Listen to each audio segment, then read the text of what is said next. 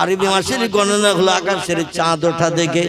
যতদিন পশ্চিম আকাশে সন্ধ্যাবেলা নতুন কাস্তে চড়া চাঁদ দেখতে না পাবেন, ততদিন পূর্ণ মাস রয়ে যাবে।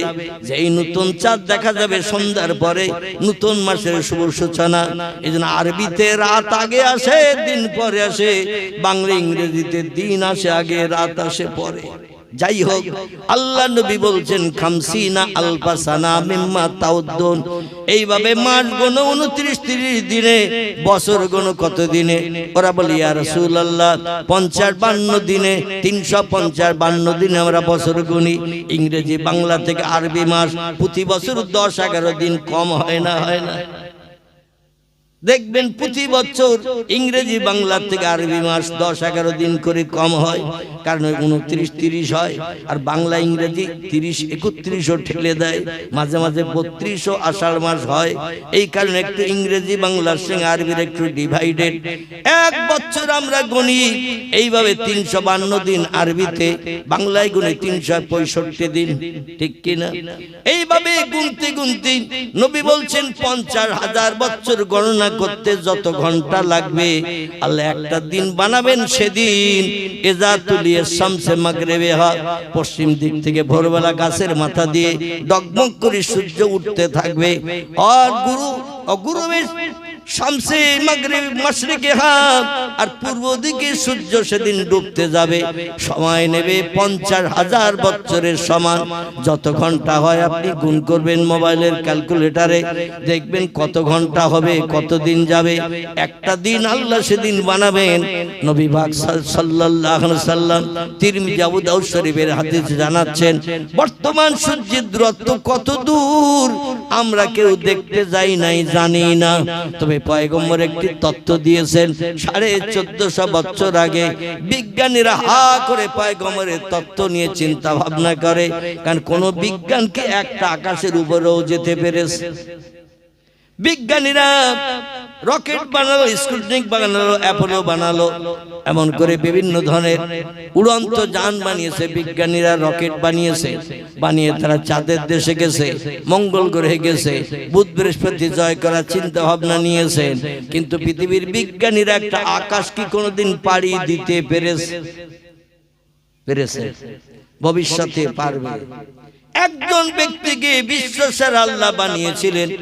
এই জন্য আল্লাহ তাকে একটা আকাশ নয়, সাবওয়া সামাওয়াতিন তিবাকান, আল্লাহ বলছেন আমি মাঝে মাঝে ফাঁকা দিয়ে দিই। আকাশ বানিয়েছি 7টি, আবার আমি ফাঁকা বানিয়ে রেখেছি মাঝে মাঝে 7টি। সাহাবীরা বলছেন ইয়া রাসূলুল্লাহ এই ফাঁকার আকাশ কেমন? আল্লাহ নবী বলছেন পৃথিবীর জমিন থেকে নীল আকাশ যতটা ফাঁকা, একটা আকাশ ততটা পুরু, তার উপরে আবার ফাঁকা ততটা, তার উপরে আবার একটা আকাশ পুরু ততটা। এইভাবে ফাঁকা আছে 7টি, আকাশ আছে 7টি, তার উপরে আছে সিদরাতুল মুনতাহা, তার উপরে আছে বাইতুল মামুর, তার উপরে আছে আল্লাহর আরশ কুরসির এরিয়া। জোরে বলুন একটু সুবহানাল্লাহ। ভবিষ্যৎ জেনারেশন নাতি নাতকুর যদি কিয়ামত পর্যন্ত চেষ্টা চালায়, একটা আকাশ কেউ পাড়ি দিতে পারবে? মানুষ যেখানে অপারক, আল্লাহর প্রেমিক, খাস বান্দা যিনি, ওয়াইন্নাকা লাআলা খুলুকিন আযীম। আল্লাহ বলছেন সমস্ত সৃষ্টির ভিতরে সেরা করে আমি যারে বানিয়েছি তার মর্যাদা সম্মান দেব না, সেরার মর্যাদা দেব না, এমনি এমনি কোরআনের নাম কোট করে লিখব, এটা কোনোদিন মানাবে না, মানুষের কাছে মানাবে না। এই জন্য আমি তাকে 7টা আকাশ পাড়ি দিই, সিদরাতুল মুনতাহা টপকিয়ে বাইতুল মামুর পার করে আমার আরশ কুরসি মহাশূন্য ফাঁকা আমি পার করে দিই। আমার নিজের খাস কোয়ার্টার আরশ কুরসিতে আমি তারে নিয়ে এসে বসিয়েছি। আমার পয়গম্বর সামনে বসা, আমি আল্লাহ তার সামনে বসা। এমন আমার প্রেমিক প্রেমিকা, আমরা দুইজন গল্প শুরু করে দিয়ে দিলাম। তাফসীরের কিতাব এসেছে, তাফসীরে রুহুল বায়ান, তাফসীরে মাওজিহুল কোরআন, তাফসীরে বায়ানুল কোরআন, তাফসীরে বাইজাবি, তাফসীরে কাশফ, তাফসীরে বিজলালুল কোরআন, তাফসীরে মারিফুল কোরআন, তাফসীরে ইবনে কাসির, বিখ্যাত তাফসীরের ভিতরে লেখকেরা লিখেছেন আল্লাহর নবী যখন সামনাসামনি আরশ কুরসিতে বসে গল্প করা শুরু করলেন। গল্প করতে করতে গল্প থামে না। সময় মেয়াদ পেরিয়ে গেল 27 বছরের সমান। ক বছর? আমরা কেউ প্রেমিক প্রেমিকা যদি কোনোদিন মোবাইলে কানেকশন করি এক জায়গায় হয়, বটতলায়, তেঁতুলতলায় কিংবা দীঘার সমুদ্র সৈকতে একটু সাগরের ঢেউ দেখতে যায়, তো কদিন থাকবে বলে মনে হয় গল্প করার জন্য? দীঘার নাম শুনেছেন তো? মুকুটমণিপুর সুন্দর প্লেস। দার্জিলিং অনেকে যায় না বেড়াতে? যায়। তো সেখানে যদি যায়, এতদিন টেলিফোনে কথা হতো, এবার এক জায়গায় হয়েছে, তো কদিন থাকবে বলে মনে হয় সেখানে? 2 দিন, 5 দিন, 7 দিন, তারপরে ওরা আবার গন্তব্যস্থানে ঘরে ফেরবে না। আল্লাহ বলেন আমি প্রেমিক আর আমার পয়গম্বর আমার প্রেমিকা। প্রেমিক প্রেমিকার সাক্ষাৎ হলো যখন, আমাদের গল্প শুরু হলো। বিশ্বনবী তার 13 বছরের ঘাত প্রতিঘাতের গল্প। মক্কায় কলেমার দাওয়াতের কথা বলতে যে আবু জেহেল, আবু লাহাব, উমাইয়া বিন খালদ, সুফিয়ান ইবনে খালিদ হারবি, উতবা, উতাইবিয়া, শাইবা, ইকরামা, আবু সুফিয়ান নাজ্জার, বড় বড় লিডার যারা ছিল। বিশ্বনবীর চাচা হযরত আব্বাস তখনও কলেমা পড়েনি। আমার ভাইয়েরা, ইসলামের দাওয়াতের শুরুতে ওমরও তখনও কলেমা পড়েনি, আবু সুফিয়ান কলেমা পড়েনি। এমন করে ইতিহাস আলগা করে দেখা যায় বিশ্ব নবীর আপনজন তারাও শত্রু হয়ে নবীর উপরে অত্যাচার, উৎপীড়ন, নির্যাতন চালিয়েছে। নবী শুধু ডেকে বলতেন, আল্লাহ ওরা যত মারে মারুক, যত গালি দেয় দিক, আমি যেন আপনার কলেমার দাওয়াত দিতে অধৈর্য প্রকাশ না করি। জোরে বলুন একটু সুবহানাল্লাহ। আল্লাহ বলছেন ফাসাবরুন জামিলুন আল্লাহুল মুস্তাআনু আলা মা তাসিবুন। বিপদে মুসিবতে পড়ে আমার যে বান্দা ধৈর্য ধারণ করে, সবর ইখতিয়ার করে, আমার আসমানি রহমতের অপেক্ষা করে, আমি আল্লাহ অতি উত্তম পুরস্কার তাদের জন্য নসিব করে অচিরে মুখে হাসি ফুটিয়ে থাকি। আল্লাহ নবী বল 13 বছরের ঘাত প্রতিঘাতের গল্প আল্লাহর কাছে করতে শুরু করলেন। কোন দিন তারা মেরেছে, কোন দিন গালি দিয়েছে, কোন দিন গলা ধাক্কান দিয়েছে, কোন দিন পাথর মেরে বেহুশ করে রেখে দিয়েছে, এমনকি দেহের রক্ত ঝরতে পায়ের জুতা পর্যন্ত আঠার মতো পায়ে জড়িয়ে গেছে। তাইফের দেশে কলেমার দাওয়াত দিতে যে তাইফের বাচ্চারা এত পাথর মেরেছিল, বর্ষার পানির মতো পাথর। বিশ্বনবীর সারাটা দেহ রক্তপ্লুত হয়ে লাল হয়ে গেল। রক্ত শূন্য হয়ে নবী পাহাড়ের কিনারায় বেহুশ হয়ে পড়েছিলেন 3.5 থেকে 4 ঘন্টার মতো। এই সব দুঃখের গল্পগুলো আল্লাহর কাছে করতে শুরু করলেন। আর আল্লাহ পাক শুধু শুনছেন পয়গম্বরের জীবনের এই সমস্ত বিপদ মুসিবতের কথা, এই সমস্ত কথা। আল্লাহ ডেকে বলেন, হাবিব আল্লাহু আলিমুন বিজাতিস সুদূর। ও হাবিব, তুমি মার খেয়েছো আর আমি আরশে চুপ করে বসে থেকেছি। আমি তোমার সব দৃশ্যগুলো পটে পটে দেখেছি। বান্দা অন্তরে যেটা গোপন রাখে কেউ জানে না, আমি আল্লাহ সে খবরটাও পর্যন্ত রাখি। আল্লাহ বলছেন আপনার মনের গ্লানি দূর করুন, দুঃখের কথাগুলো বলুন। পয়গম্বর এক এক করে আল্লাহকে সামনে পেয়ে আল্লাহর কলেমার দাওয়াতের কাজ করতে যে যখন এই সমস্ত প্রহার, অত্যাচার, উৎপীড়ন, নির্যাতনের কথাগুলো বলছেন, দেখতে দেখতে 27 বছর পেরিয়ে গেল। আল্লাহ ডেকে বললেন, চাঁদ রে যেখানে আছিস ওইখানে দাঁড়িয়ে থাক, সূর্য রে যেখানে আছিস ওইখানে দাঁড়িয়ে থাক, রাত যেখানে আছিস সেখানে থাক, দিন যেখানে আছিস সেখানে থাক। এই পৃথিবীর কীটপতঙ্গ, জীবজন্তু, আমার ফেরেশতাগুলো গেলেমান, তোমরা এখন কেউ কথাবার্তা বলিও না, সব নিশ্চুপতা অবলম্বন করো। আমরা যেমন ইতিকাফের নিয়ত যখন করি কথাবার্তা বলি কারো সঙ্গে, তোমরা সব নিশ্চুপতা অবলম্বন করো। কারণ প্রেমিক প্রেমিকার গল্প হচ্ছে, কারো কথার আওয়াজ হলে গল্পর ইন্টারেস্ট পাওয়া যাবে না, গল্প বাস্তবে সুন্দর হবে না, আনন্দময় হবে না। সব ঘুমিয়ে পড়ো, যে যেখানে আছো ঘুমিয়ে পড়ো। আমাদের গল্প চলা পর্যন্ত গল্প শেষ হবে, তারপরে কোন শব্দের মাধ্যম দিয়ে সবার ঘুম ভাঙানো হবে। জোরে বলুন সুবহান। আমার ভাইরা, পয়গম্বর মুহাম্মদ রাসূলুল্লাহ বলছেন, আমি চতুর্থ আসমানে যখন গেলাম, যে দেখি ওইখানে আল্লাহ পাক সূর্যকে সেট করে রেখে দিয়েছেন। পৃথিবীর বিজ্ঞানের বলছে চন্দ্র সূর্য ওরা ভাসমান, ওই যে নীল আকাশের নিচে ভাসমান। নবী বলছেন, আমি আমার জীবনে 53 বছর বয়সে রজব মাসের 26 তারিখের দিনগত রাত আল্লাহর সঙ্গে যেদিন দিদার করতে গেলাম, আল্লাহ নূরে তাজুলের চেহারা দর্শন করতে গেলাম, সেদিন দেখলাম তৃতীয় আসমান পাড়ি দিয়ে যখন চতুর্থ আসমানে গেছি, যে দেখি চতুর্থ আসমানের গায়ে আল্লাহ সূর্য সেট করে রেখেছেন। শুধু তাই নয়, পয়গম্বর বলছেন, আমি দেখলাম আকাশের গায়ে আল্লাহ চাঁদ সেট করে রেখেছেন চতুর্থ আকাশে, আর সূর্যের কিরণটা পঞ্চম আকাশে লাগিয়ে দিয়েছে। সূর্যের কিরণ উপরের দিকে গেছে, সমস্ত আসমানগুলো স্বচ্ছ কাঁচের মতো। আল্লাহ যত আকাশ বানিয়েছেন সব আকাশগুলো স্বচ্ছ কাঁচের মতো। ওই কাঁচের গাইড লাইট লেগেছে উপরের আকাশে, ওইখান থেকে বিকিরণ আবার ফিরে এসে আমার ভাইরা তিনটি আসমান ভেদ করে পৃথিবীর জমিনে লাইট আসে 9,30,00,000 মাইল দূর। বিজ্ঞানীরা বলছে সূর্যের দূরত্ব ওরা একটা হিসাব করে তত্ত্ব দিয়েছে, কারণ ভোরবেলা পূর্ব দিকে যখন সূর্য উদয় হয়, দেখবেন আস্তে আস্তে গাছের মাথার উপরে যখন ওঠে একটা খাঞ্চার প্লেট থালার মতো দেখায় না। বরকর্তা বিয়ে করতে আসলে একটু বড় প্লেট দেয়া হয় না, হয় না? এদিকে দেয়া হয় তো নাকি? আমাদের 24 পরগনা সব একই লাইন, একই নিয়ম। হাওড়া হুগলি জেলাও দেয় বড় খাঞ্চা প্লেট, কারণ বরের একটু ভ্যারাইটিস বাড়তি থাকে। মাছ ভাজি, ডিম ভাজি, আস্ত মুরগি ভাতের ভিতরে পুঁতে দেওয়া, এরকম কিছু থাকে না, খাসির মাথা, এটা ওটা। বর সেদিন লজ্জায় খেতে পারে না, খাওয়ার লাইন হয় তার দুলা ভাইদের। ঠিক না ভুল? খাঞ্চার প্লেট থালাটি যেমন দেখতে, সূর্য যখন গাছের মাথা দিয়ে ডগমগ করে ঠেলে ওঠে, ওই রকম খাঞ্চার থালার মতো দেখবেন, এই রকম মেকার দেখতে। কিন্তু সূর্য তখন কিরণ দেয় না, এই জন্য তার দিকে তাকিয়ে থাকা যায়। যখন এবার কিরণ ছাড়ে, আলো ছাড়ে, পৃথিবীর জমিনে সূর্যের থেকে আলো আসতে সময় লাগে 8 মিনিট। কম মিনিট? সূর্য থেকে পৃথিবীর জমিনে আলো আসতে সময় লাগে 8 মিনিট।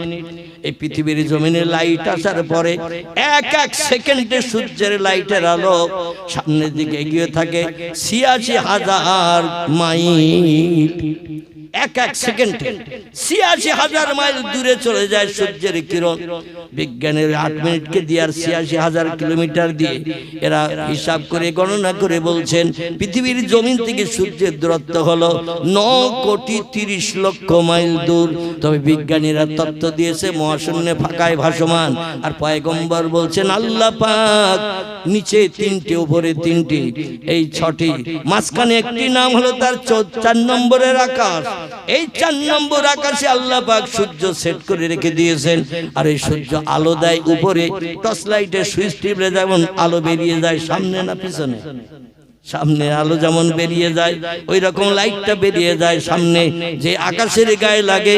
আর কাঁচের মতো স্বচ্ছ আকাশে লাইট লাগার পরে ওই লাইটটা আবার নিচের দিকে বিকিরণ ফিরে আসে। সকালবেলা যখন সূর্য উঠবে, একটা আয়না ধরবেন সূর্যের আলোয়। কি ধরবেন?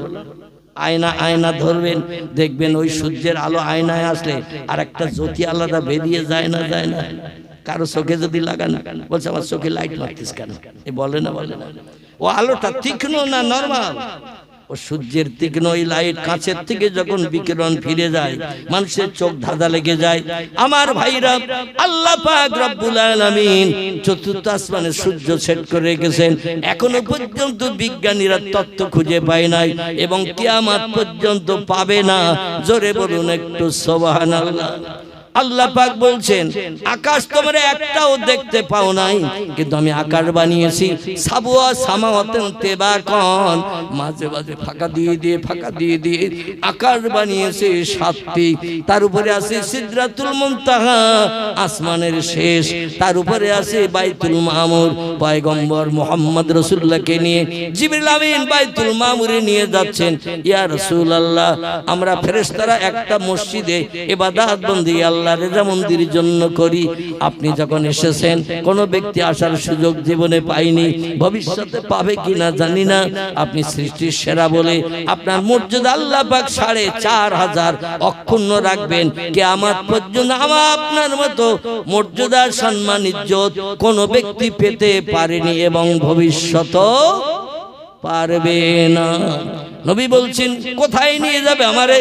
আল্লাহ দেখার জন্য আমি পাগল পারা হয়ে গেছি। কখন আমার মাহবুবের দেখব, তার নূরের তাজলের চেহারা দেখে কলিজা ঠান্ডা করব, জীবন ধন্য করব। তুমি আবার কি দেখাবে? বলি, ইয়া রাসূলুল্লাহ, রাস্তার পাশে একটি ইবাদতের ঘর আছে, নাম হলো তার বাইতুল মামুর। আমরা ফেরেশতারা যেখানে আল্লাহর রেজামন্দির জন্য ইবাদত করি।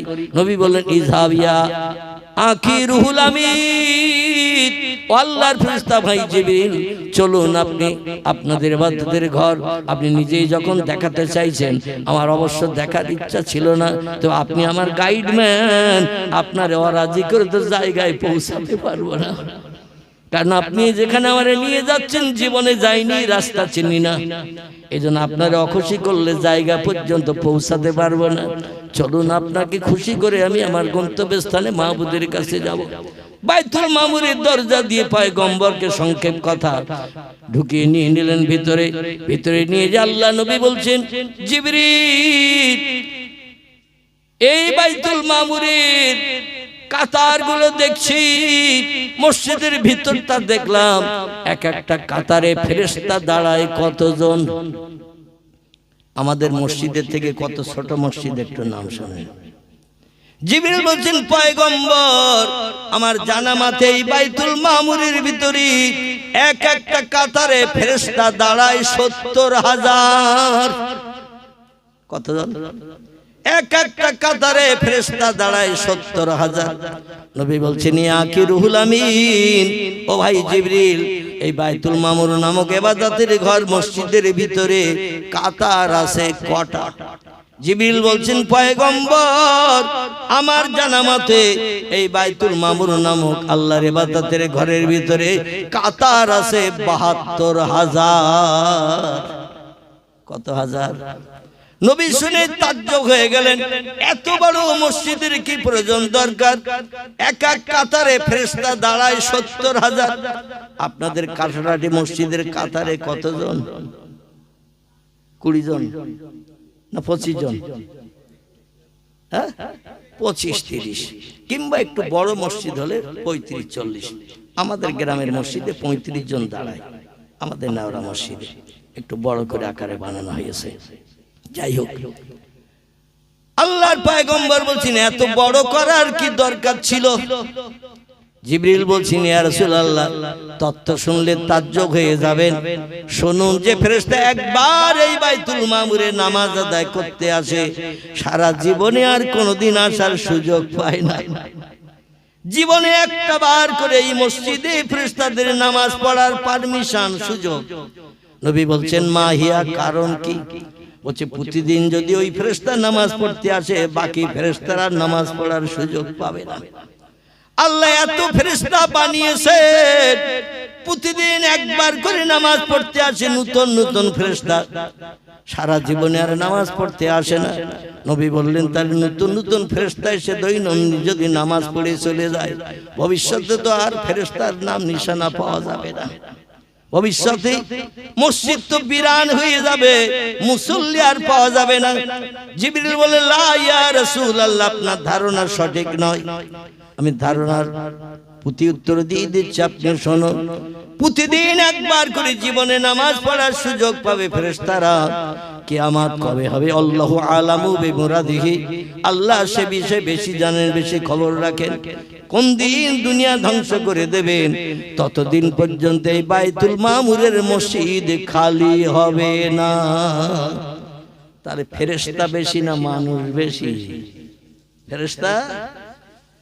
কারণ যারা একবার নামাজ পড়তে আসে আর পরে আসার সুযোগ পায় না। আমাদের মসজিদে যারা নামাজ পড়ে, কোন একজন ব্যক্তি যদি বলে বা দুজন চারজন বলে, আজকের এশার সময় ঠান্ডা পড়তে বেশি, পৌষ মাসে শীত, মাঘ মাসে হঠাৎ কম্পন ঠান্ডা, তো ৫ জন ৬ জন বুড়ো চাচা ৮২ বছর বয়স বলে, আজকাল মসজিদে যাব না, বাড়ি নামাজ পড়বো। আজান হয়ে গেছে, জামাতের টাইম হয়ে গেছে, ইমাম পিছনে তাকাচ্ছে, চাচার আর আসে না, মানুষ শীত পড়িয়েছে, কম্বল মুড়ি দিয়েছে। আচ্ছা, নতুন মুসল্লি ওই মসজিদে পাওয়া যাবে বলে মনে হয়? যারা কোনোদিন যায় না, আজকে চাচা দাদা যায়নি বলে ওরা যে ইমামের পেছনে একটুটা করবে করবে, ওরা তার আগে কোরিয়ান কম্বল কখন যে মুড়ি দেবে তার ঠিক নাই, ঠিক কি না? মসজিদে প্রতিদিন একই মুসল্লি, ইমাম তাদের নিয়ে নামাজ আদায় করে, নতুন মুসল্লির নাম নিশানা গন্ধ পাওয়া যায় না। আর আল্লাহর ইবাদত বন্দেগী ফেরেশতারা এত বেশি বেশি করার চিন্তা ভাবনা করেন। কোরআন এসেছে, ওয়া মালাইকাতুন গিলাজুন শিদাদুন লা ইয়াসুনাল্লাহা মা আমারাহুম ওয়া ইয়াফআলুনা মা ইউমারুন। জোরে বলুন আল্লাহু আকবার। আপনাদের অসুবিধা হচ্ছে না তো? অসুবিধা হলে একটু নক করে দেবেন, সঙ্গে সঙ্গে দোয়া করে দেব। শীতের রাতে কর্মব্যস্ত মানুষ, ইটভাটা এলাকার মানুষ আপনারা, কেউ দোকানদারি, ব্যবসা, চারবার বিভিন্ন কাজে মত্ত থাকেন। বেশি দেওয়া ভালো না, ঠিক কি না? বেশি খেলে বদহজম হবে। থলিতে বেশি চাপালে বাড়ি যেতে যেতে ডান্ডা ছিঁড়ে সব রাস্তায় গড়াগড়ি খাবে। এই জন্য একটু কম বলা ভালো। তো অসুবিধা হচ্ছে না তো আপনাদের? আলহামদুলিল্লাহ। আমার ভাইরা, আল্লাহ বলেন ফেরেশতাদের আমি নূর দিয়ে বানিয়েছি, এদের বিবি নাই, বাচ্চা নাই, খাওয়া নাই, ঘুম নাই, পেশাব নাই, পায়খানা নাই। এরা 24 ঘন্টা আমি আল্লাহ আমার নামের জপ জিকির করে, আমার নামের তাসবিহ পড়ে। আল্লাহ বলেন লা ইয়াফকাহুনা ইল্লা তাসবিহাহু। দুনিয়ার সৃষ্টি যে পাখিপক্ষ, কীট পতঙ্গ, তারা যেমন আমার নামে তাসবিহ পড়ে, তোমরা বোঝো না?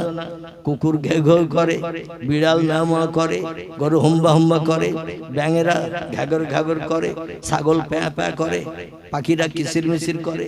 আচ্ছা, আমরা বুঝতে পারি কি বলতেছে? আল্লাহ বলছেন লা ইয়াফকাহুনা ইল্লা তাসবিহাহু। ওদের ভাষা তোমরা বোঝো না, এই জন্য তোমরা মনে করো ওরা কি যে কিচির মিচির করছে, প্যাপা করছে, তোমরা অনুভব করতে পারো না। কিন্তু শোনো, ওয়াইন মিন শাইইন ইল্লা ইউসাব্বিহু বিহামদিহি। যত সৃষ্টিরা তাদের ভাষায় আওয়াজ করে, তারা আমি আল্লাহ আমার নামের তাসবিহ পড়ে, আমার নাম ধরে ডাকে, আমার নামের স্মরণ করে। কারণ মানুষ তোমরা সৃষ্টির শ্রেষ্ঠ, তাই তোমাদের 5 পাটি চাল ঘরে রেখে দাও, পুকুর কেটে মাছ পুষে রেখে দাও, জমিনে ফসল রেখে দাও, তোমরা ব্যাংকে টাকা রেখে দাও, ভবিষ্যতে প্রয়োজন হলে ব্যাংকের থেকে টাকা তুলে সমস্যা মিটাবে। বাড়ি আত্মীয় স্বজন আসলে পুকুরে জাল ফেলে মাছ ধরে অন্তত মেহমানদারি করে ইজ্জত বাঁচাবে। তোমরা ছাড়া পৃথিবীতে আর যত সৃষ্টি আছে, কেউ কি জমিনে চাষ করে, কেউ কি ব্যাংকে টাকা রাখে, কেউ কি ঘরে 5 পাটি চাল রাখে, কেউ কি খেতে সবজি বানিয়ে রাখে, কিন্তু কেউ কি না খেয়ে মরে? ইন্নাল্লাহা ইয়ারযুকু মাইয়াশাউ বিগাইরি হিসাব। আল্লাহ বলেন রিজিকের মালিক আমি আল্লাহ। আমার নামের স্মরণ যখন কোন সৃষ্টি করে, আর আমি আল্লাহ আমার নামের তাসবিহ পড়ছে, সুবহানাল্লাহ বলছে, আলহামদুলিল্লাহ বলছে, লা ইলাহা ইল্লাল্লাহ নামের তাসবিহ পড়ছে, আর আমি তাদের না খাইয়ে মারবো, আমি আল্লাহটা পছন্দ করি না। আমার নামের স্মরণ যখন করে, আমি তাদের পাশে রিজিক পরিবেশন করি। দেখবেন কোকিলেরা কোকিল কোকিল, এরা ভোরবেলা বট গাছের মাথায়, অশ্বত্থ গাছের শিখরে কুহু কুহু কুহু কুহু ডাকে না, ডাকে না। কোকিলের স্বর শুনতে ভালো লাগে না খারাপ লাগে? কাকের স্বর শুনতে খুব ভালো লাগে তো নাকি? কাক কাক ঘরের ছাদের কান্নিসে বসে যদি কাক ডাকে, বাড়ির মেয়েরা বলে বিপদ ডেকে আনতেছে রে তাড়া, বলে না? বলে না? আবার যে বাড়িতে একজনের 2-3টি স্ত্রী আছে, ওদের ঘরের কান্নিসে যদি ছাদ একবার আসে, ছাদের কান্নিসে যদি কাক আসে, কাক এসে বলে আর আমার ডাকার দরকার কি, 3 স্ত্রী তো অ্যাকশন চালাচ্ছে সেই সকাল থেকে। মানে যে বাড়িতে 3টি বউ থাকে, ওরা কেউ কারো কাজকর্ম, কারো কথাবার্তা কেউ পছন্দ করে না, মেনে নেয় না। সকাল হলি অ্যাকশন শুরু, রাতে ঘুমাতে না যাওয়া পর্যন্ত। দেখবেন ওদের ছাদের কান্নিসে কাক জীবনে মনের ভুলেও বসে ডাকবে না, কারণ কাক যে খাকা করে ডাকে একটা কর্কশ আওয়াজ, ও আওয়াজ তো বাড়ির 3 বউ একসাথে চালাচ্ছে। এখানে অবশ্য এরকম কারোবার না, এটাই যা আছে সব আমাদের বসিরহাটের দিকে। এখানকার লোকের নামে বদনাম দিয়ে ঘা কত খেতে যাবো না আমি, এখানে সবাই ভালো। আমার ভাইরা, আল্লাহ বলছেন কোকিল ভোরবেলা যখন কুহু কুহু রবে ডাকে, আর দিনের আলোটা ওর জন্য বিপদের সংকেত। সকালবেলার সূর্য উঠে গেলে কোকিলের জন্য বিপদের সংকেত। কাক পাখিরা, চিলেরা, শালিকেরা দেখবেন, ফিঙে পাখিরা কোকিলেরা ভালো চোখে দেখে। সবাই কিন্তু কোকিলের ঠোকরায়, তার কারণ হলো কাকের মতো দেহটার রং কালো কিন্তু চোখ দুটো লাল। এই চোখ দুটো লাল বলে কোনো পাখি তারে ভালোবাসে না। কোকিল বলে আল্লাহ সকালের আলো ফুটছে বলে আমার এখন বিপদের সংকেত। গাছের পাতার আড়ালে আমার থাকতে হবে সন্ধ্যা পর্যন্ত। রাতের আধার আসলে ওরা আর দেখতে পাবে না আমারে, তখন বাইরে বেরিয়ে আমি একটু স্বস্তিতে বেড়াতে পারবো। ও এলাহি, সারাদিন আমার অনাহারা থাকতে হবে গাছের পাতার আড়ালে। রাতের বেলাও ভালো আমি খাবার দাবার কিছু পাই নাই, আবার দিনের বেলাও রোজা, রাতের বেলাও রোজা। এটা তো আল্লাহ তোমার সৃষ্টির জন্য তুমি পছন্দ করো না। তাই তোমার নামে স্মরণ করছি, কুহু কুহু কুহু কুহু রবে, আল্লাহু আল্লাহ আল্লাহু আল্লাহ। এইভাবে আপনার নামের জপ করি আল্লাহ। ও আল্লাহ, আমার কি কোনো রিজিক নসিবে জুটবে না? আল্লাহ বলে কোকিল এই ভোরের ঠান্ডা ঘুম, শান্তির ঘুমে অধিকাংশ সৃষ্টিরা বাসা ছেড়ে সব বেরিয়ে যাচ্ছে খাদ্য অন্বেষণের জন্য। দেখবেন কাক পাখি, চিল পাখি, শালিক পাখি, চড়াই পাখি, এরা সকাল হয়ে গেলে কিচির মিচির করে সব বাসা ছেড়ে খাবার অন্বেষণের জন্য যায় না। কাকেরা যায় না, বিভিন্ন পাখিরা যায়। কোকিল বলে আল্লাহ আমার তো বেরুনের লাইন নাই, বেরুলেই অনেক পাখি এসে ঝাঁক বেঁধে আমারে ঠোকরাবে, আমার জীবন নিয়ে টানাটানি হবে। এখন আমার পাতার আড়ালে লুকাতে হবে গো আল্লাহ। এখন আমি কি না খেয়ে সারাদিন থাকবো নাকি? আল্লাহ ডেকে বলে কোকিল রে, তোর ভোরের কণ্ঠের আওয়াজ আমার নামের তসবিহ আমার কাছে এত ভালো, এত প্রিয়, পছন্দনীয় হয়েছে। গতকালকে যে ডালে বসেছিলে সন্ধ্যার সময়, ওই ডালের পাশে যে কাঁচা ফলটা ছিল, আমি রাতের বেলা তোর জন্য আমি পাখি দিয়ে আহারের ব্যবস্থা করে রেখেছি। জোরে বলুন একটু সুবহানাল্লাহ। আপনাদের কাছে জিজ্ঞাসাবাদ করি, ফল রাতে পাকে না দিনে পাকে? ফল রাতে পাকে, বাড়ে রাতে, পাকে রাতে। মাঠে যাবেন দেখবেন একটা গাছের 2টো পাতা বেরিয়েছে দানা থেকে। সারাদিন যদি গাছের পাশে বসে থাকেন 4টে পাতা দেখতে পাবেন। রাতের বেলা এমন একটা টাইম আল্লাহ নির্ধারণ করে রেখেছেন, 12টা কি 1টা, 1.5টা কি 2টো, ওটা আমি বলতে পারবো না। রাতের বেলা আল্লাহ এমন একটা টাইম নির্ধারণ করে রেখেছেন, ওই সময়টা যেই আসে বান্দা রোগ থেকে বান্দা নিষ্কৃতি পায়। কারবার রোগ বাড়ে, কারবার রোগ কমে, আবার কারবার আল্লাহ পাক রিজিকের ব্যবস্থা করেন। ওই রাতের বেলা কাঁচা ফলটা আল্লাহ পাকিয়ে দেন। জোরে বলুন একটু সুবহানাল্লাহ। রে কোকিল, পাশে তাকিয়ে দেখ, যেটা তোর জন্য অনুপযুক্ত ছিল আমি রাতের বেলা এমন একটা টাইম রেখেছি, ওই টাইমে তোর জন্য ফলটা উপযুক্ত করেছি। তোর দূরে দূরে দৌড়াতে হবে না অন্য পাখিদের মতো। একটু নজর কর, পাশে নজর কর, তাকিয়ে দেখে আল্লাহর ইলহাম। আওয়াজ শুনে তাকিয়ে দেখে গতকাল যে ফলটা দেখেছিলাম কাঁচা, আজকে রাতের ভিতরে 1 মুহূর্ত টাইমের জন্য আল্লাহ ফলটা পাকিয়ে দিয়েছেন। আল্লাহ বলে নাস্তা কর, ইফতার কর, পাতার ভিতরে লুকিয়ে থাক, সন্ধ্যা হয়ে গেলে তোর আবার বাইরে বার হওয়ার সুযোগ করে দেব। জোরে বলুন একটু সুবহানাল্লাহ। আরো একটা ছোট্ট তত্ত্ব দিয়ে আমি নিয়ে যাব আমার পূর্ব বক্তৃতার দিকে। দেখবেন একটা গরু কিংবা ছাগল একটা ফুটবল মাঠে যদি লম্বা দড়ি দিয়ে খোঁটা মেরে বেঁধে রাখেন, সারাদিন ওই দড়ি ভর ঘুরবে আর খাবে না, দড়ি ভর ঘুরবে আর খাবে। একই ঘাস কামড়ে কামড়ে জমিন সমান করে দেয়, কারণ দড়ির বাইরে যেতে পারছে না। লম্বা শক্ত পাথের দড়ি, লাইলনের দড়ি দিয়ে তার গলায় পরিয়ে শক্ত মোটা খোঁটা মারা হয়েছে, গোজ মারা হয়েছে। ঘুরছে আর কামড়িয়ে কামড়িয়ে খাচ্ছে, চাটিয়ে ফেলে দিয়ে সন্ধ্যার সময় মালিক যখন গরুটা আনতে গেল, ছাগল আনতে গেল, ভেড়া আনতে গেল, দুম্বা আনতে গেল, আমার ভাইরা তখন গরুটা বলছে, আল্লাহ, মালিক এবার আমারে বাড়ি নিয়ে গোয়াল ঘরে রাখবে, পরের দিন সকাল হলে আবার তো এই মাঠে এনে বাঁধবে, আশেপাশে আর কোনো বাঁধার জায়গা নাই। আজকের তো মাটি সমান করে ঘাস কেটে কেটে খেয়েছি, কালকের পাবো কি? আমাকে কি না খেয়ে থাকতে হবে নাকি মাওলা? আল্লাহ বলেন, ও সৃষ্টির চতুষ্পদ জন্তু, ওয়ালা তাহজান ওয়ালা তাখাফ, কোনো চিন্তা নাই, কোনো ভয় নাই। রাতের বেলা এমন একটা সময় আমি নিহিত করে রেখেছি, ওই সময় যেই হবে তোর দাঁতে কাটা ঘাসটা আবার 1/2 ইঞ্চি আমি বাড়িয়ে দেব ওই এক মুহূর্ত সময়ের ভিতরে। জোরে বলুন একটু সুবহানাল্লাহ।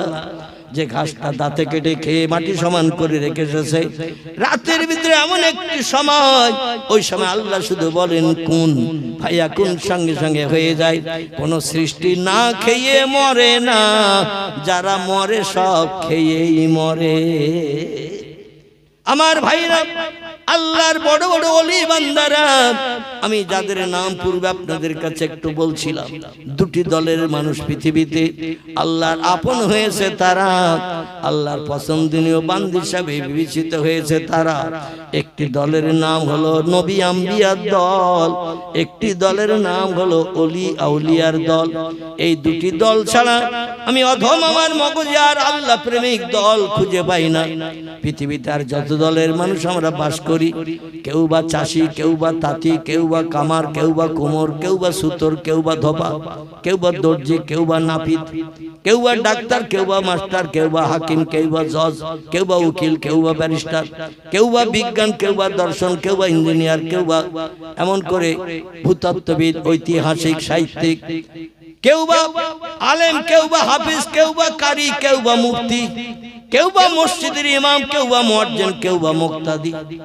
এই দুটি দলের মানুষ ছাড়া একটি দলের মানুষের নাম হলো নবী আম্বিয়ার দল। নবী হলো এক বচন, একজনকে বলা হয় নবী, আম্বিয়া বলা হয় বহুজনকে, যারা এই পৃথিবীতে নবীর মর্যাদা পেয়েছেন।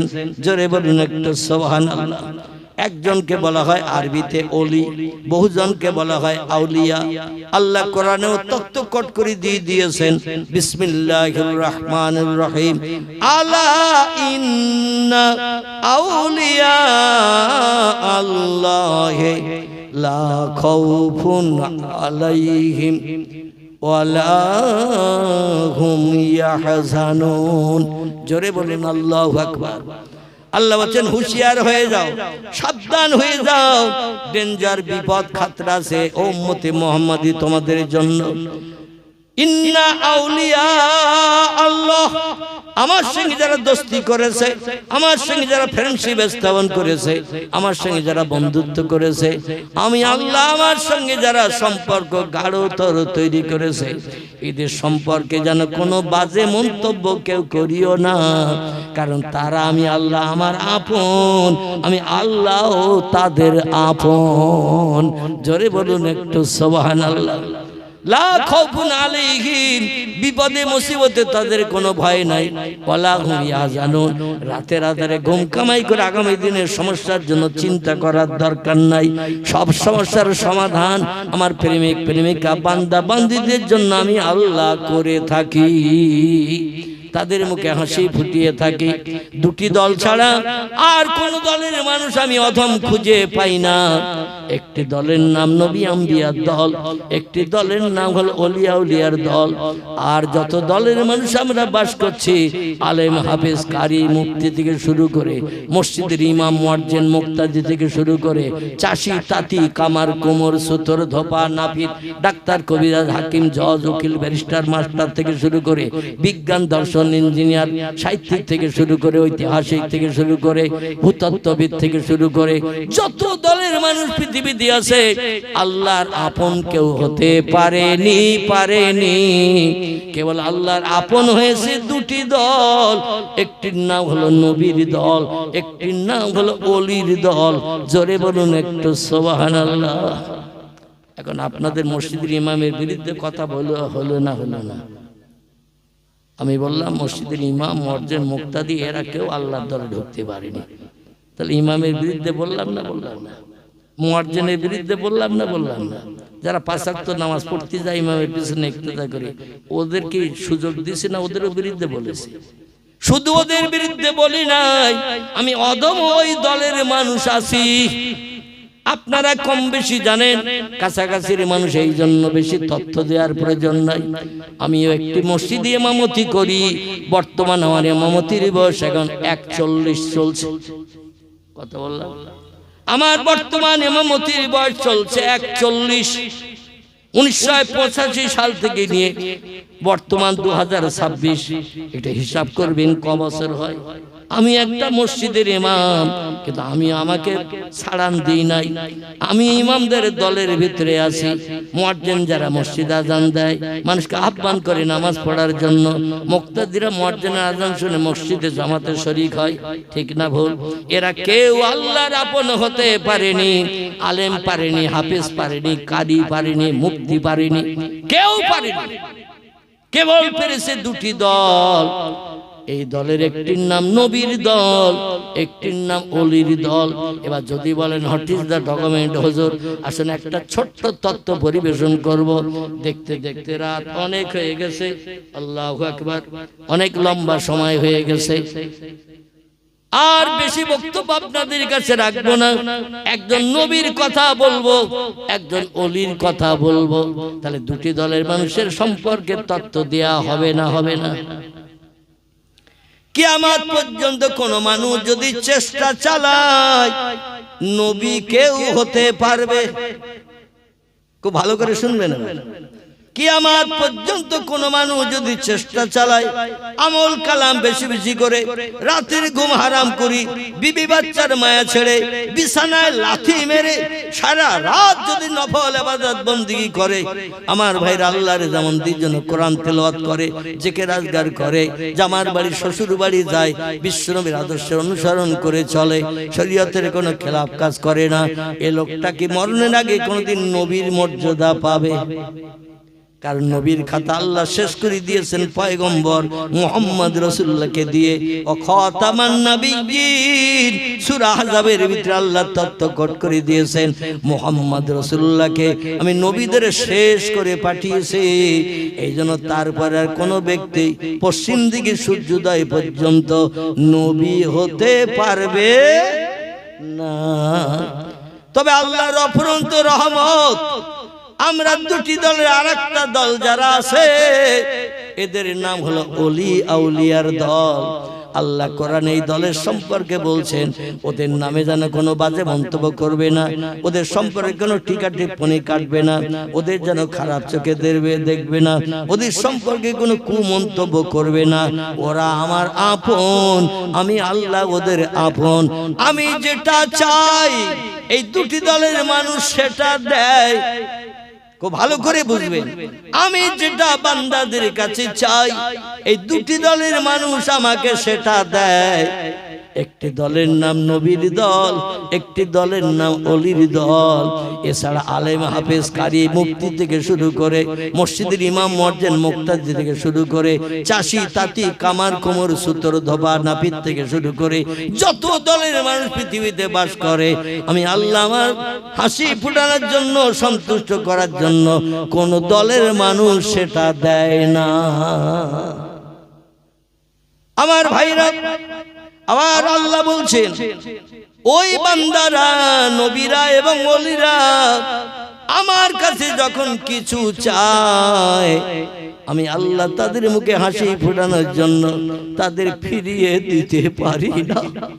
আমার কাছে যখন যেটা চাই আমি সেটি দিয়ে তাদের মুখে হাসি ফুটাই।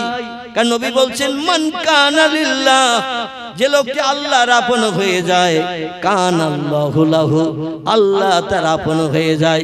একটু চিল্লাই বলুন সুবহানাল্লাহ। আল্লাহর আপন বনেছেন নবীর দল, আল্লাহর আপন বনেছেন অলির দল। আসুন আমরা যদি চেষ্টা করি, কিয়ামত পর্যন্ত নবী হতে পারবো না, কিন্তু এই চেষ্টা চালালে অলি হতে পারবো না। পারবো কি? পারবো না? পারবো না? আমরা চেষ্টা চালালে খোদার কসম কিয়ামত পর্যন্ত আমরা আরেকটি দলের মানুষ বলতে পারবো, সেটি হলো অলির দলের মানুষ। আর এই অলির দলের মানুষ বলতে গেলে বিবি বাচ্চার মায়া ছাড়তে হবে, শান্তির সোজা বিছানায় রাতের বেলা তাহাজ্জুদের সময় আপনাকে ঘুম হারাম করে দাঁড়াতে হবে, যায় নামাজে দাঁড়াতে হবে, আল্লাহর পাক কালাম কোরআন মজিদ তেলাওয়াত করে করে রুকু সিজদা করে করে আপনাকে ডাইনে বামে সালাম ফিরিয়ে আল্লাহর কাছে হাত তুলে যদি কিছু চান, আল্লাহ বলেন উদুনি, যদি কিছু চাওয়ার থাকে, যদি কিছু পাওয়ার থাকে আমার কাছে চাও, আস্তাজিব লাকুম, তোমাদের চাওয়া পাওয়া পরিপূর্ণ করে দিয়ে মুখে হাসি ফোটাবো আমি আল্লাহ। আমার ভাইরা, পৃথিবীতে চেষ্টা চালায় যদি মেয়েরা, খুব ভালো করে শুনবেন, পৃথিবীতে মেয়েরা যদি চেষ্টা চালায় কিয়ামত পর্যন্ত নবী কেউ হতে পারবে? পারবে? কারণ কোন মেয়েরা অতীত কাল থেকে নিয়ে পয়গম্বর মুহাম্মদ রাসূলুল্লাহ পর্যন্ত কোন মেয়েরা কেউ কি নবী হয়েছে? হয়েছে? আমি যে নবীদের নাম বলছিলাম কোরআনে আল্লাহ যাদের নাম কোট করেছেন, লক্ষাধিক পয়গম্বরের ভিতর থেকে ছাঁটাই করে বাছাই করে আল্লাহ 25 জন পয়গম্বরের জীবনী কম বেশি কোরআনে ভরে দিয়েছেন। আর 2 জন পয়গম্বরের নাম বাড়তি আল্লাহ কোরআনে উল্লেখ করেছেন, তাদের কোনো জীবনী নাই। নাম কটা আবার বলে একটু শুনুন, আমলনামার থলিতে যাতে সব লিপিবদ্ধ হয়। কারবার নাম আদম, কারবার নাম শীষ, কারবার নাম ইদ্রিস, কারবার নাম নূহ, কারবার নাম ইব্রাহিম, কারবার নাম ইসমাইল, কারবার নাম ইসহাক, কারবার নাম ইয়াকুব, কারবার নাম ইউসুফ, কারবার নাম দাউদ, কারবার নাম সুলাইমান, কারবার নাম মূসা, কারবার নাম হারুন, কারবার নাম হুদ, কারবার নাম লূত, কারবার নাম সালেহ, কারবার নাম জাকারিয়া, কারবার নাম এহিয়া, কারবার নাম আইয়ুব, কারবার নাম ইউনুস, কারবার নাম শোয়েব, কারবার নাম ইলিয়াস, কারবার নাম ওজায়ের, কারবার নাম ঈসা, কারবার নাম মুহাম্মাদুর রাসূলুল্লাহ। জোরে বলুন একটু সুবহানাল্লাহ। কজন? 25। এই 25 জন পয়গম্বরের জীবনী কম বেশি কোরআনে ভরা। সব থেকে লম্বা জীবনী যার কোরআনের ভিতরে ভরা, এই পয়গম্বরের নাম আল্লাহ পাক কোরআনে কোট করে শুধু দেন নাই, তার নামে একটা সূরার নাম কোট করে দিয়েছেন। কোরআনের 12 পারা, সূরাটির নাম হলো সূরাতুল ইউসুফ। কি নাম? সূরাতুল ইউসুফ। কোরআনের 12 পারায় লম্বা জীবনী আল্লাহ কোট করেছেন। এত লম্বা জীবনী কোন পয়গম্বর আল্লাহ কোরআনে ভরেন নাই। 2 নম্বরে তাদের জীবনী কোরআনে লম্বা ভরা। একজনের নাম পয়গম্বর ইব্রাহিম আলাইহিস সালাম, আরেকজনের নাম পয়গম্বর মূসা কালিমুল্লাহ। জোরে বলুন একটু সুবহানাল্লাহ। এই পয়গম্বরদের জীবনী কম বেশি কোরআনে ভরা হয়েছে। আল্লাহ ডেকে বললেন ফালা আলাইকা, আর কোন জিনিসের প্রয়োজন হবে না, মা ফাতাকা মিনহু, আমার কোরআন তোমাদের জন্য যথেষ্ট এনাফ। আমার কোরআন ফলো করো, সে মতো চলো, পরকালে জান্নাত হালাল বানাতে কেউ বাধা দিতে পারবে না। জোরে বলুন একটু সুবহানাল্লাহ। কিন্তু কোন মেয়েরা হাজার চেষ্টা করেও নবী হতে পারেনি। কোন মেয়েরা নবীর মর্যাদা, নবীর সম্মান তারা পৃথিবীতে পেতে পারেনি। কিন্তু আরেকটি দলের মানুষ যারা আল্লাহর আপন, এদের নাম হলো ওলি আউলিয়ার দল। এরা কিন্তু পৃথিবীতে ওলি হিসাবে বিবেচিত হয়েছে হাজারে হাজার। জোরে বলুন সুবহানাল্লাহ। নবী মেয়েরা হতে পারে, কিন্তু আল্লাহর প্রেমিক দলের ভিতরে 2টি দলের আরেকটি দলের নাম হলো ওলি আউলিয়া।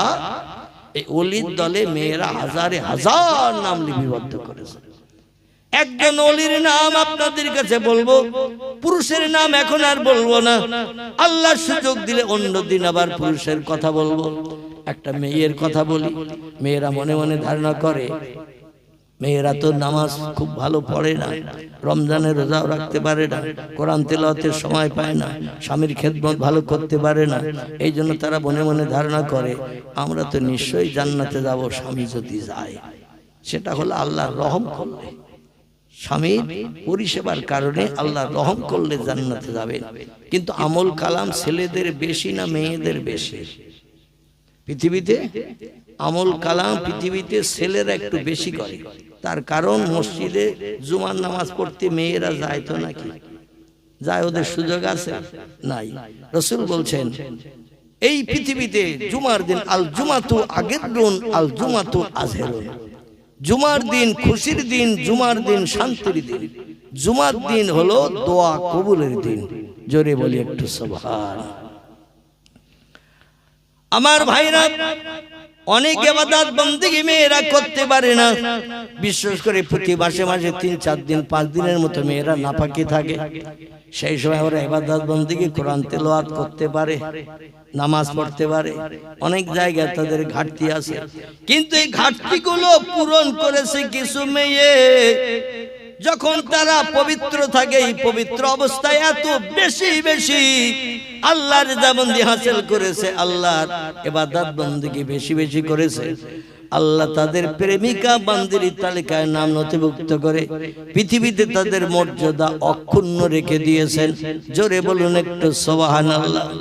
চলুন আমরা একটু এগিয়ে যাই। প্রিয় নবীর প্রিয় জামাই, যার নাম হযরতে আলী মুর্তজা রাদিয়াল্লাহু আনহু, যিনি ইসলামের শুরুর দিকে ওসমান গনির শাহাদাতের পর মদিনার রাজসিংহাসন পরিত্যাগ করে রাজসিংহাসন উঠিয়ে নিয়ে ইরাকের দেশে এনে হাজির করেছিলেন হযরতে আলী মুর্তজা। সবাই যখন বলল আবু বকর সিদ্দিক বিদায় নিয়েছে, ওমর বিদায় নিয়েছে, ওসমান বিদায় নিয়েছে, নবী সাহাবীদের ভিতরে আপনি হলেন সবথেকে নামি দামি মর্যাদাবান, আপনাকে রাষ্ট্রনেতা হতে হবে, জনগণের সুখ দুঃখের ভাগীদার বনতে হবে। আলী বললেন সবাই যদি আমার কাঁধে দায়িত্ব চাপিয়ে দাও, আমি অবশ্যই দায়িত্ব পালন করতে রাজি আছি। তবে মদিনার রাজসিংহাসনে পয়গম্বর যেখানে রাজত্ব চালিয়ে বিদায় নিয়েছেন 10 বছর, পয়গম্বর ইন্তেকালের পরে আবু বকর সিদ্দিক রাজত্ব চালিয়েছেন 2 বছর, আবু বকর সিদ্দিকের ইন্তেকালের পরে ওমর রাজত্ব চালিয়েছেন 10 বছর। ওমরের রাজত্বকাল শেষ হয়ে গেল শহীদ হয়ে। হযরত ওসমান গনি রাজত্ব চালিয়েছেন মদিনার রাজসিংহাসনে বসে 12 বছর। ওসমান গনিও শহীদ হয়ে গেল জুমার দিন, শুক্রবারের দিন, জুমার নামাজের সামান্য কিছু আগে। একদল মুনাফিক মার্কা মুসলমানের তরবারি আঘাত করে তার শহীদ বরণ করেছিলেন। আলীকে ডেকে বলা হলো মদিনার রাজসিংহাসন খালি, জনগণের মুখে হাসি ফোটানোর দায়িত্ব এখন আর আপাতত রাজসিংহাসনে কেউ নাই, আপনাকে দায়িত্ব নিতে হবে। আলী বললেন শোনো, দায়িত্ব নিতে পারি, তো আমার একটা প্রস্তাবের মান্যতা দিতে হবে। মদিনার মুসলমান ডেকে বললেন মা হিয়া ইয়া আলী ইবনে আবি তালিব, কি প্রস্তাব? মা সালাকা, কি প্রস্তাব আপনি দিতে চাইছেন বলুন। উনি বলছেন এই মদিনার জমিনে রাজসিংহাসন রেখে রাজসিংহাসনে বসে রাজত্ব আমি চালাতে পারবো না। যদি আমাকে রাজত্ব চালাতে হয় রাজসিংহাসনে বসে প্রধান নেতা কর্তা বনে আমারে যদি কাজ করতে হয়, তাহলে এখান থেকে রাজসিংহাসন সরিয়ে নিয়ে যাব অন্যত্র। সবাই বলল কারণ? আপনি অন্য জায়গায় সরিয়ে নিয়ে যাবেন, তার কারণ কি? আলী বললেন শোনো, আমার জ্ঞান গর্বের মাধ্যম দিয়ে আমি এটাই বুঝেছি, মদিনার রাজসিংহাসন দোষণীয় হয়ে গেছে, এখানে যে বসে তার শহীদ হতে হয়। ওমর শহীদ হলো, ওসমান শহীদ হলো, যারা দুনিয়ায় বেঁচে থাকতে জান্নাতের সার্টিফিকেট পেয়েছে তাদের পর্যন্ত শহীদ বরণ করানো হয়েছে এই রাজনীতির কাজ করাতে। যে এই জন্য আমি মনে মনে ধারণা করছি রাজসিংহাসন দোষণীয় হয়ে গেছে। আমি যদি ওই রাজসিংহাসনে বসে জনগণের কল্যাণের কাজ করি, আমাকে একদিন ওমরের মতো, হযরত ওসমান গনির মতো আমাকেও দুনিয়া থেকে বিদায় হতে হবে। যদি আমাকে রাজসিংহাসনে বসে রাজত্ব চালাতে হয়, ওই মদিনায় রাজসিংহাসন রাখবেন, এখান থেকে স্থানান্তরিত করব। বলে কোথায় নিয়ে যাবেন? আলী বললেন আমি নিয়ে যাব ইরাকের দেশে। কোথায়? ইরাক। ইরাক ইরাক এই ইরাকের দেশে নিয়ে যাব, যেখানে পয়গম্বর ইব্রাহিম নবী জীবনের শুরুতে প্রথম কলেমার দাওয়াতের সূত্রপাত শুরু করেছিলেন। লম্বা ঘটনা, আমি সেদিকে নিয়ে যাচ্ছি না। ছোট্ট তত্ত্বমূলক একটি কথা বলতে চাইছি। আলী রাদিয়াল্লাহু 6 বছর ইরাকের রাজসিংহাসন বানিয়ে জনগণের মুখে হাসি ফোটানোর জন্য দায়িত্ব পালন করছিলেন। একদিন ফজরের নামাজের ইমামতি করার জন্য হযরত আলী ইরাকের নাজদের জামে মসজিদে ইমাম নামাজ পড়াতে গেছেন। সে যুগে নিয়মটা এমন ছিল, যিনি হবেন রাষ্ট্র নেতা তিনি হবেন এলাকার সবথেকে বড় মসজিদের ইমাম। যিনি হবেন রাষ্ট্র নেতা তিনি হবেন এলাকার সবথেকে বড় মসজিদের ইমাম। কারণ ভালো মানুষ হিসাবে তারে নির্বাচন করেছি, ভালো মানুষ মেহরাবে দাঁড়িয়ে নামাজ পড়াবে, আমরা তাদের পিছনে ইক্তেদা করব। আলী রাদিয়াল্লাহু ফজরের জামাতে ইমামতি করতে গেছেন। আব্দুর রহমান বিন মুলজিম নামের একজন ব্যক্তি জামার ভিতরে তরবারি লুকিয়ে নিয়ে তার পিছনে ইক্তেদা দাঁড়িয়ে গেল প্রথম কাতারে। আলী রাদিয়াল্লাহু ফজরের কেরাত জোরে হয় না আস্তে হয়? ফজরের কেরাত জোরে হয়। এই জোরে জোরে কেরাত পড়ছেন, আল্লাহর আসমানে ওহী যেন বর্ষণ হচ্ছেন ইরাকের নাজদের জামে মসজিদে। সূরা কেরাত শেষ করে নিয়ে রুকুতে গেলেন, আল্লাহু আকবার বলে রুকুতে তাসবিহ পাঠ করে এবার সামি আল্লাহু লিমান হামিদা বলে উঠে গেলেন। মুক্তাদিরা রব্বানা লাকাল হামদু বলে উঠে গেল। হযরত আলী এবার আল্লাহু আকবার বলে সিজদায় যখন গেলেন, মুক্তাদিরা দাঁড়িয়ে থাকবে না, ইমামের দেখা থেকে সিজদায় যাবে। আল্লাহ কোরআনে বলছেন আর কাউমার রাকিন আসজুদু মা সাজিদিন, ইমাম যদি রুকুতে যায় তোমরা মুসল্লিরা দাঁড়িয়ে থাকবে না, ইমামের দিকে তোমরা রুকুতে যাবে। আসজুদু মা সাজিদিন, ইমাম রুকু থেকে উঠে যদি আবার আল্লাহু আকবার বলে সিজদায় যায়, মুসল্লি কেউ যেন দাঁড়িয়ে থাকবে না, ইমামের দেখা দিকে তোমরাও সিজদায় চলে যাবে। ইমাম সিজদা থেকে যখন আল্লাহু আকবার বলে উঠবে, তোমরা ইমামের দেখা থেকে আল্লাহু আকবার বলে মাথা তুলবে। এইভাবে দুবার সিজদায় যাওয়ার পরে এবার বসে বসে তাশাহুদ পড়া হয় না, দরুদ শরীফ পড়া হয় না কিনা? আমার ভাইরা দোয়া মাসুরা পাঠ করে ইমাম যখন ডাইনে সালাম ফেরায়, মুক্তাদিরা চুপ করে থাকবেন, ইমামের দেখা থেকে সালাম ফিরাবে, ইমামের দেখা থেকে সালাম ফিরাবে। আল্লাহ জি ইমামের নামাজ যদি আমার কাছে কবুল হয়ে যায়, কোন মুক্তাদির নামাজ কবুল হতে আর বাকি থাকবে না। জোরে বলুন একটু সুবহানাল্লাহ। তো ইমাম একটু স্বচ্ছ ভালো হওয়ার দরকার আছে না নাই? ইমাম বিড়ি খায়, ইমাম সিগারেট খায়, ইমাম মিথ্যা কথা বলে, বর্তমানে এমন ইমাম পাওয়া যায় না? নাউজুবিল্লাহ। ইমামকে একটু সংশোধন হতে হবে, কারণ ইমামের একাগ্রতার নামাজ আল্লাহ কবুল করলে সমস্ত মুক্তাদির দাঁড়িয়ে দাঁড়িয়ে ইমামের সঙ্গে উঠবস করলে আল্লাহ তাদেরও নামাজ কবুল করে নেবেন। আলী রাদিয়াল্লাহু যেই সিজদায় গেল, মুক্তাদিরাও সিজদায় গেলেন। আব্দুর রহমান বিন মুলজিম নামের একজন ব্যক্তি ও আর সিজদায় যায়নি, ও প্রথম কাতারে পিছনে ইমামের পিছনে দাঁড়িয়ে ছিল। এক দু ধাপ সামনে গিয়ে যে ইমামের কাছে যে তরবারি বার করে সজরে এমন একটা কোপ মেরে দিয়ে দিল, একে কোপে কল্লা দ্বিখণ্ডিত হয়ে গেল। সকলে পড়ুন ইন্না লিল্লাহি ওয়া ইন্না ইলাইহি রাজিউন। ইরাকুল ইসলামের একটা মূল স্তম্ভের দেশ, ইসলামের প্রচার প্রসারের একটা সুনামীয় দেশ। এই ইরাকের দেশের একজন আল্লাহর ওলি বান্দার নাম আপনাদের কাছে করব, যার নাম আপনারা কম বেশি শুনে থাকবেন। লোকটির নাম হযরত ইমাম হাসান বসরি রাহমাতুল্লাহ আলাইহি। জোরে বলুন একটু সুবহানাল্লাহ।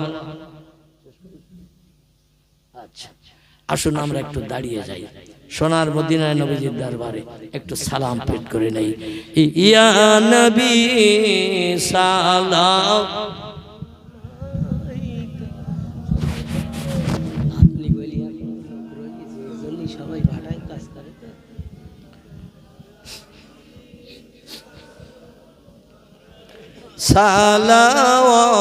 সালাওয়াতুল্লাহ আব্দুল্লাহ হাবিবের পিতা, মামিনা যে রসুলের মাতা। আবু জেহেল শুনল না যার কথা, সালাম লও পড়ি হে থাই। ইয়া নবী সালাম, ইয়া রাসূল সালাম আলাইকা, ইয়া হাবিব সালাম সালাওয়াতুল্লাহ।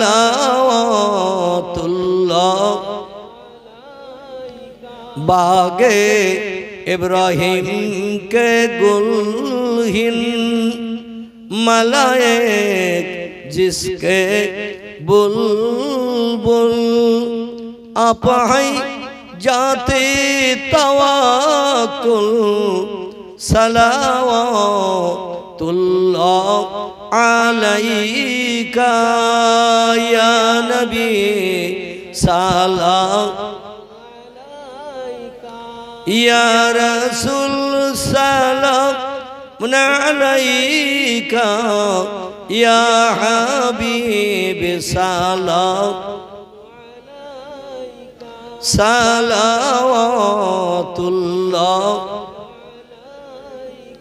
रसूलल्लाह चलतेन जे पथे काटा बिसात उम्मे जामिल से पथे फुटतो ना ओई पथेर काटा जिब्राइल डाना बिसातेन शेथाया नबी सलाम अलैका या रसूल सलाम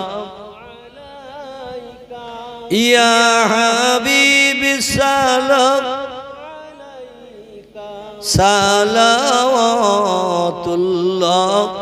अलैका सकले बसे पड़े या रब्बे सल्लम दामना बादा अला नबी का खरी खल्के कुल्लबी बेजा रब्बे दरुद सलाम बरगुजीदा नबी पर अपने मुदाम बलगल उला बे कमालिही कशफत दुजा बे जमालिही हसनत जमियो खसालिही सल्लो अलैहि আরবের বুকে মক্কার পরে আরবের বুকে মক্কার পরে মামিনার যেথায় ঘর খোদার করুণা কাউসার হয়ে ঝরসে বারংবার বালাগাল আলা বেকামালিহি कशफत दुजा बेजमालिही हसनत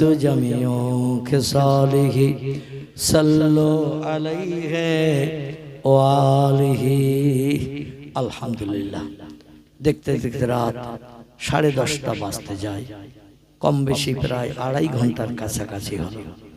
कुरान हादिसेर आलोकमालाय आमादेर आगामी पाठमूलक किछु कथाबार्ता आलोकपात हलो जा किछु आमरा सन्ध्यार प्राक्काल थेके समय पर्यन्त शुनलाम। आल्लाह पाक आमादेर सकलके अंतत कबरे जाওয়া पर्यन्त एगुलो आमादेर जीवनेर संगे प्रतिफलित करे आमरा जेन कबरे जेते पारी सकले बोलुन आमीन। आसुन आमादेर कारो बाप कारो मा दादा दादी आपनजन आत्मीय स्वजन अंधकार कबरे जारा कबरस्थ हये आछेन तादेर आत्मार कल्याणेर मागफिरात उपलक्ष्य करे बिस्मिल्लाह सह सूरा फातिहा अलहम्दु शरीफ एक बार सूरा इखलास कुल हुवल्लाह शरीफ 3 बार कয়েকবার একটু দরুদ শরীফ পড়ে নেই। বিসমিল্লাহির রহমানির রহিম আলহামদুলিল্লাহ ইয়্যাকা না'বুদু ওয়া ইয়্যাকা নাস্তাঈন বিসমিল্লাহির রহমানির রহিম বিসমিল্লাহির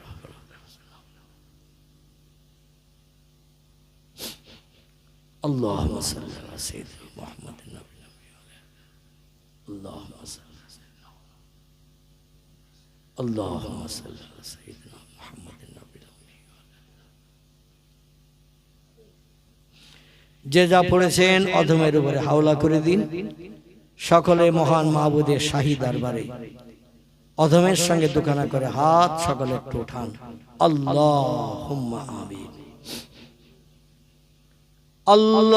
Allahumma amin Allahumma amin Rabbi gfirli junubi warham wa antal ghafurur rahim Rabbirhamhuma kama rabbayani saghira اللهم حسبنا حسابا يسيرا আল্লাহুম্মা নাজাউতা মিনান নার, আল্লাহুম্মা ওয়াকিনা আযাবান নার।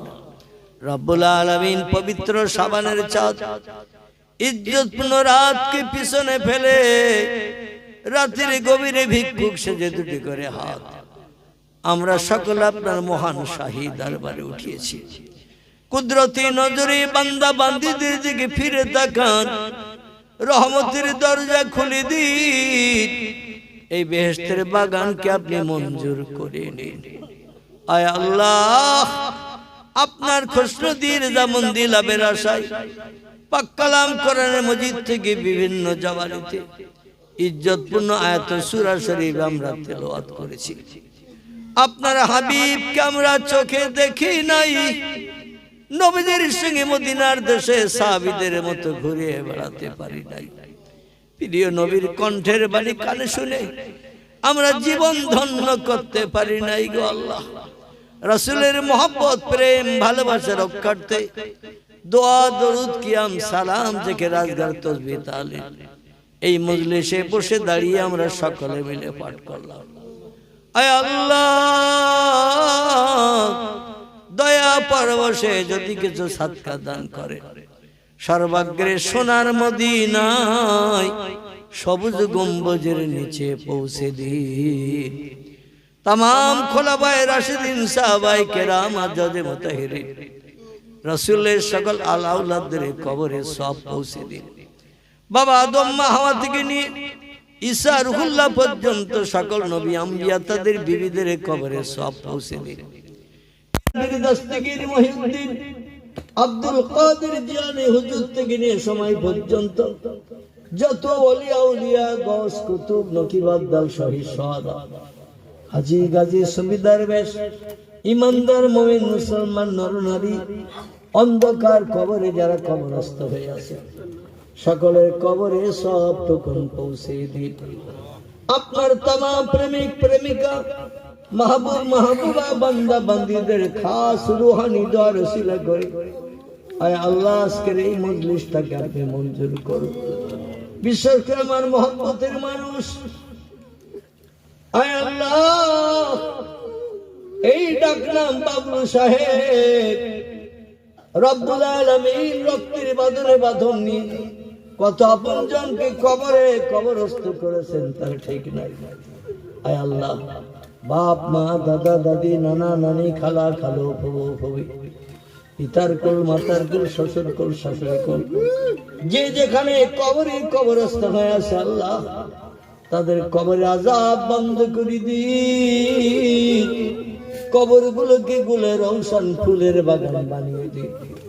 আমাদের ভবিষ্যতের উন্নতির চিন্তা ভাবনা করতে যে আপনার ফরজ হুকুম কত নামাজ তারা কাজা করে ফেলেছে, শরীয়তের কত খেলাফ কাজ